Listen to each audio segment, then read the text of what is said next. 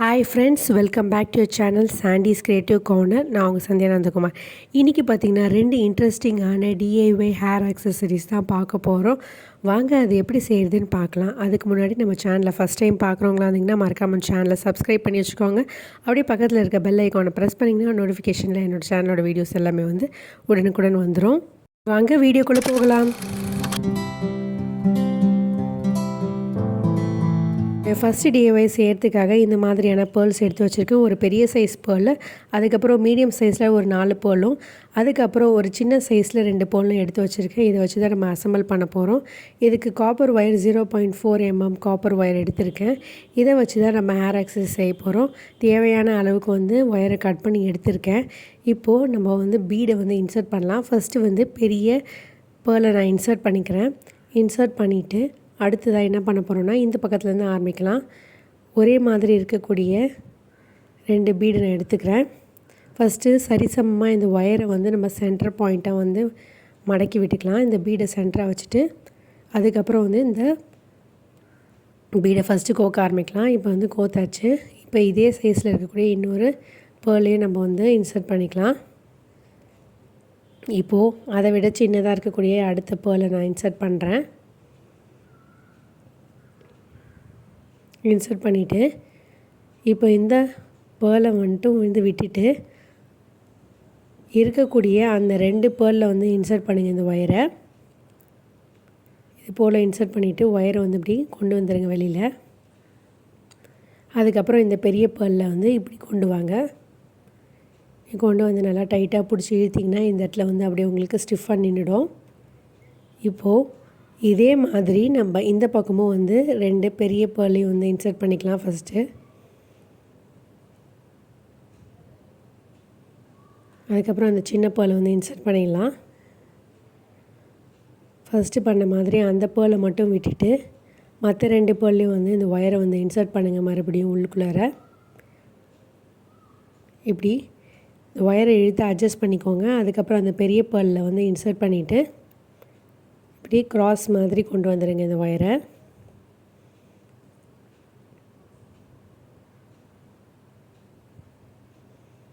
இப்படி டைட்டாக பிடிச்சி இழுத்திங்கன்னா இந்த ஒயர் நல்லா ஸ்டிஃப் ஆகிடுச்சு பாருங்கள். இப்போ இந்த 2 ஒயரையும் சேர்த்து நல்லா ட்விஸ்ட் பண்ணி விட்டுக்கோங்க நல்லா டைட்டாக. அதுக்கப்புறம் நம்ம என்ன பண்ண போகிறோன்னா, இந்த மாதிரி ஹேர் பின் இருக்கு இல்லையா, அந்த கொண்டை ஊசி சொல்லுவோம் இல்லையா, அதில் வச்சுட்டு நம்ம இதை நல்லா ட்விஸ்ட் பண்ணி விட போகிறோம். நம்ம நார்மலாக ஹேர் ஸ்டைல் பண்ணிவிட்டு இந்த மாதிரியான பேர்ல் ஹேர் பின் யூஸ் பண்ணி நம்ம ப்ரைட் பண்ணும் போதோ இல்லை இந்த கொண்டை போடும் போதோ சைடில் வச்சோம்னா பார்க்குறதுக்கு அழகாக இருக்கும். ஒரு ஆர்ச் மாதிரி இருக்கும். பார்த்திங்கன்னா எவ்வளோ பியூட்டிஃபுல்லாக அழகாக இருக்குது. இப்போ நெக்ஸ்ட் டிஐஒய் என்னென்னு பார்த்தலாம். அதுக்கு மறுபடியும் நான் இந்த மாதிரி பேர்ல்ஸ் தான் எடுத்திருக்கேன். இந்த தடவை நம்ம ப்ளெயினாக இருக்கக்கூடிய இந்த ஹேர் கிளிப்பை சூப்பரான பேர்ல் ஹேர் கிளிப்பை மாற்ற போகிறோம். அதுக்கு இந்த மாதிரியான ஒரு ப்ளெயினான பிளாக் கலர் ஹேர் கிளிப் எடுத்திருக்கேன். நம்ம ரெகுலராக யூஸ் பண்ணக்கூடிய எந்த பழைய கிளிப்பாக இருந்தாலும் சரி, அதுமாதிரி எடுத்துக்கோங்க. இந்த தடவை பார்த்திங்கன்னா பீட்ஸ் உங்கள் கிட்ஸோட பீட்ஸ் செயின் மாலை எதாக இருக்கும் இல்லையா, அது அருந்துச்சுன்னா அதெல்லாம் தூக்கி போடாமல் வச்சுக்கோங்க. அதை வச்சு நம்ம சூப்பராக இந்த ஹேர் கிளிப் செய்யலாம். மறுபடியும் நான் இதே ஒயர் தான் எடுத்திருக்கேன். 0.4 mm ஒயர் தான் எடுத்திருக்கேன். இப்போ கொஞ்சம் நல்லா லென்த்தியாக விட்டு கட் பண்ணி எடுத்துக்கோங்க. எடுத்துகிட்டு உங்கள் கிளிப்புக்கு சைஸுக்கு தகுந்த மாதிரி ஒயரை கட் பண்ணி எடுத்துக்கோங்க. இப்போ சிம்பிளாக நான் ஒரு பெரிய சைஸ் பீடை சென்டராக இன்சர்ட் பண்ணியிருக்கேன் பாருங்கள்.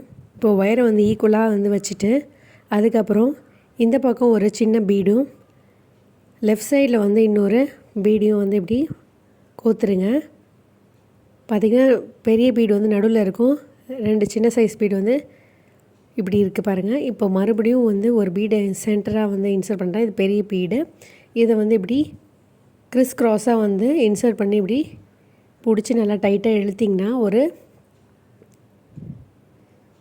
ரிங் மாதிரி வந்துச்சு பாருங்கள். ஒரு பேர்ல் ரிங் மாதிரி இருக்குது பாருங்கள். இப்போ மறுபடியும் என்ன பண்ண போகிறோன்னா, இந்த பக்கம் ஒரு சின்ன சைஸ் பீடும், அதே மாதிரி இந்த பக்கம் இன்னொரு சின்ன சைஸ் பீடை கோத்துருங்க. இப்போது அடுத்ததாக ஒரு பெரிய பீடு எடுத்திருக்கேன். அதை என்ன பண்ண போகிறோன்னா, இப்படி 2 ஒயர்லேயும் நம்ம கோத்து வாங்க போகிறோம் பாருங்கள். இப்படி இந்த மாதிரி இப்படி ரெண்டுத்தையும் வந்து 2 பக்கமும் கிராஸாக வச்சு நம்ம புல் பண்ணோம்னா வந்து அது வந்து லாக் ஆகிடும் பாருங்கள். இதே மாதிரி உங்களோட கிளிப்பு லென்த்து அளவுக்கு நம்ம பண்ண போகிறோம். இப்போது லெஃப்ட் சைடில் ஒரு பீடு, ரைட் சைடில் ஒரு பீடு, ரெண்டுத்தையும் உள்ளே இன்சர்ட் பண்ணிட்டேன். இப்போ அதை விட பெரிய சைஸில் இன்னொரு பீடு எடுத்துகிட்டு அந்த ஒயரில் வந்து நம்ம கிராஸ் மாதிரி பண்ண போகிறோம் பாருங்கள். அதையும் வந்து இப்படி கிராஸ் மாதிரி போட்டு நம்ம புல் பண்ணி டைட் பண்ணோம்னா வந்து லாக் ஆகிடும். இதே மாதிரி நம்ம கண்டினியூஸாக வந்து பண்ண போகிறோம். நம்மளுடைய கிளிப்போட லென்த் அளவுக்கு நம்ம பண்ண போகிறோம். இப்போ பார்த்திங்கன்னா இந்த அளவுக்கு இருக்குது. இப்போ கம்ப்ளீட் பண்ணிட்டு உங்களுக்கு காட்டுறேன் எப்படி இருக்குன்னு. இப்போ பார்த்திங்கன்னா ஃபுல்லாக கம்ப்ளீட் பண்ணியாச்சு. நம்ம லென்த் வந்து கரெக்டாக இருக்குது.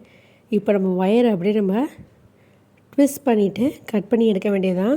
இப்போ டைட்டாக வந்து இந்த ஒயரை வந்து நல்லா வந்து டைட்டன் பண்ணிட்டு ட்விஸ்ட் பண்ணிவிடுங்க நல்லா.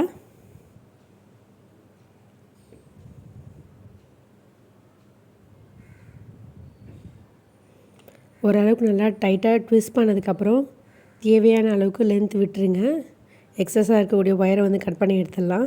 இப்போ இந்த ஒயரை நான் வந்து இன்னொரு பேர்லில் சைடில் இருக்கக்கூடிய ஒரு பேர்லில் அப்படியே இன்சர்ட் பண்ணி புல் பண்ணுறேன்.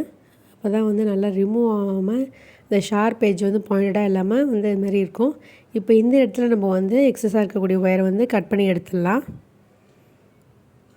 இப்போ கட் பண்ணதுக்கப்புறம் நம்ம என்ன பண்ண போகிறோன்னா இந்த கிளிப்பில் வந்து நான் வந்து ஃபெவி பாண்ட் அப்ளை பண்ணிவிட்டு நான் வந்து ஒட்ட போகிறேன்.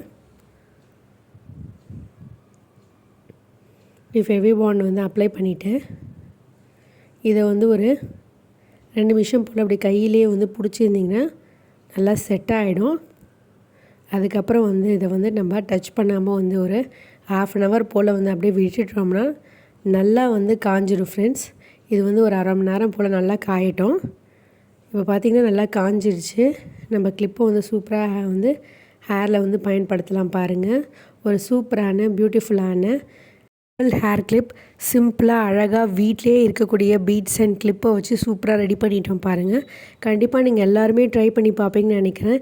நீங்கள் கடையில் போய் தான் இந்த பீட்ஸ்லாம் வாங்கணுன்னு அவசியம் இல்லை ஃப்ரெண்ட்ஸ். உங்கள் கிட்ஸோட இந்த பீட் மாலை இருக்குல்ல, அது எதாவது அருந்து போயிடுச்சுன்னா அதை சேவ் பண்ணி வச்சுட்டு நீங்களே சூப்பரான ஒரு ஹேர் கிளிப் அழகாக செய்யலாம். டிஃப்ரெண்ட் கலர்ஸில் அழகாக நீங்களே செஞ்சு உங்கள் ஹேருக்கு நீங்கள் வந்து அழகாக வந்து டெக்கரேட் பண்ணிக்கலாம் ஃப்ரெண்ட்ஸ். கண்டிப்பாக ட்ரை பண்ணி பார்த்துட்டு எப்படி இருக்குன்னு மறக்காமல் கமெண்ட் செக்ஷனில் கமெண்ட் பண்ணுங்கள்.